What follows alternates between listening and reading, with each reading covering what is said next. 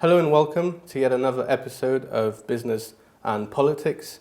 After a bit of a break, I'm back here with Marek Matraszek, CC's chairman. It's been a couple of eventful weeks. Could you bring us up to speed? Certainly has, and I'm not sure if we have enough time because it has been a very eventful 2 weeks in Polish politics. I think one of the most important events was what's been happening not just with law and justice, but also with the government. I mean, we've seen two very important things happening almost at the same time. One is the continuing, as it were, balancing act that the government and the law and justice have within the Polish parliament, the same.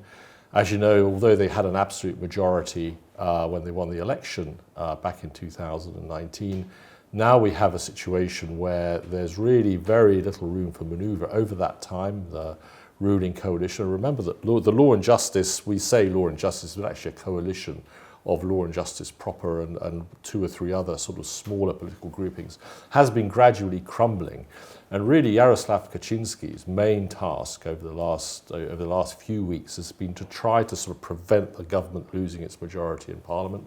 That threat will look rather serious because, as you know, the faction of Deputy Prime Minister Jarosław Gowin, indeed, Deputy Prime Minister Gowin himself has suggested that his future may not be secure within the coalition. It's no secret that Jarosław Kaczyński expects over the next few months potentially for that faction of Deputy Prime Minister Gowin to leave the ruling coalition, which would deprive them of the majority. So he spent the last few weeks trying to cobble together an alternate majority, and it looks as though he succeeded.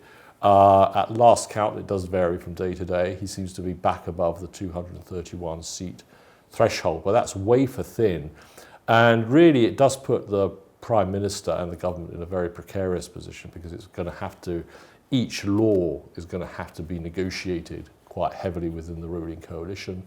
There's no guarantee of success. And also bear in mind that if the Senate introduces amendments, they can only be overturned, as it were, by a 3/5 vote in the lower house. So even that majority doesn't guarantee secure policy making. So that's one issue that's been very high on Jarosław Kaczyński's agenda. The other one has been obviously what's happening within the party itself. And last weekend we saw the Party Congress of Law and Justice take place. Unsurprisingly, Jarosław Kaczyński was elected for another term, which he says may well be his last term as chairman of the party. But also, more importantly, Mr. Morawiecki, the Prime Minister, was made a deputy chairman of the party. And that's actually very strongly voted in by the delegates at the Congress, which suggests that in the event of Jarosław Kaczyński's retirement, that Morawiecki would be in a prime position to take over leadership of the party. Whether that succeeds or not, of course, remains to be seen. Law and justice is faction-ridden. And so but at least this has been a very strong building block, and it really reaffirms Kaczyński's trust in Morawiecki. It was a very strong signal. There have been rumours that he might be changed out as Prime Minister. That's not very easy in Parliament anyway. But it's really a vote of confidence, a continued vote of confidence of Kaczyński in his Prime Minister. So at least for the next few months, it's steady as she goes, but thereafter other things may start to happen, so we'll have to wait and see. Especially we've seen a couple of breakthroughs on the other side of the political spectrum. Donald Tusk's return. Well, that was the other big news, obviously, is the return of Donald Tusk. As you remember, Donald Tusk, former Prime Minister, he left, as it were, he resigned his premiership and left the party and went to become the president of the European Council back in 2014 in Brussels. People felt that that was the end of his domestic political career. And certainly even after he completed that term in Brussels, he then picked up the sinecure of being the chairman of the EPP.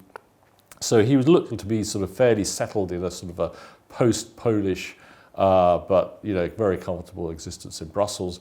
However, he became, as we know, increasingly concerned that the Civic Platform party, which he has a great deal, not just affection for, but also a sense of ownership. He's one of the founding trio of the party back in the early 2000s.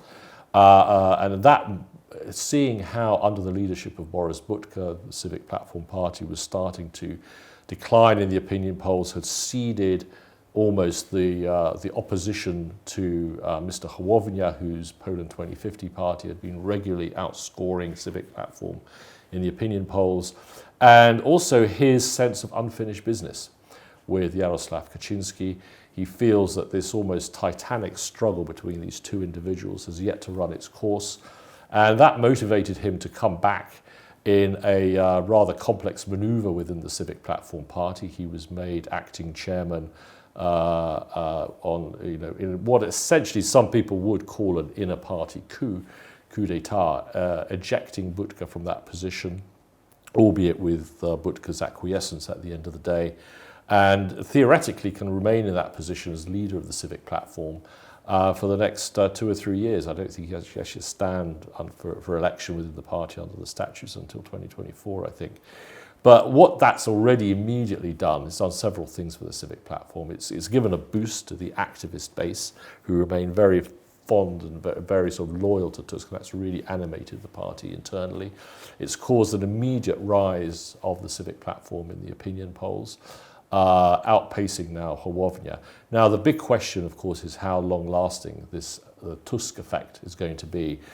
Some people suspect that this could be just a post-leadership successful blip. It may return back. A lot will depend on how Hołownia responds, because obviously this is a challenge to Hołownia's leadership of the opposition, and obviously how far the Civic Platform will remain united internally. The big loser in this gambit of Tusk, of course, is Rafał Trzaskowski, the mayor of Warsaw, who had been, hoping to sort of take on the mantle of Civic Platform leader were an opportunity to arise, and we will see how far he remains sort of acquiescent in this new leadership role of Tusk. But ultimately, it really is down to the opinion polls. And if you go back to the presidential election that we, back in 2020, the reason why Rafał Trzaskowski became the candidate of the Civic Platform was because opinion polls and internal polling had showed that Tusk, although he remained popular within the Civic Platform base, actually had a very high negative electorate, as it were, and Trzaskowski was then selected to be the president. If it turns out that negativism towards Tusk is still there, and certainly Law and Justice are going to be playing on that, trying to mobilize their voters back to Law and Justice by painting Tusk as a sort of a bogey figure. If that succeeds and Tusk realizes there's a glass ceiling for Civic Platform support, that gambit may turn out to be a very sort of short-term success. But we'll wait and see. Again, so a bit of wait and see on the Law and Justice side, and certainly a lot of wait and see on the Civic Platform side. It's a very interesting re-establishment of the old rivalry between Tusk and Kaczynski. We'll see how that evolves. And considering the dynamic of the past weeks, what can we expect for summer months? Well, usually the summer in Polish politics, the Polish phrase is cucumber season. That's because of the only thing that newspapers have to write about is the cucumber harvest. Things are so boring. It's not going to be a boring summer. Things may slightly quieten down in July and August. COVID is impacting. That's going to be the major story of how that develops. But the big thing that will happen will be a focus on attention on Poland's position internationally, because that's really what's going to occupy, I think, observers and commentators, certainly the front pages of the newspapers. If you look at the three main strategic vectors, as it were, of Poland's foreign policy, whether it's in relation to the United States, relationships with Brussels, and also, interesting enough, relationships with Israel, all three of those are coming under strain. A lot of different reasons. The most surprising one, obviously, is with the United States, a very complex story.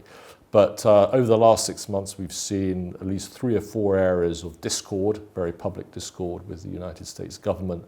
One is on LGBT rights.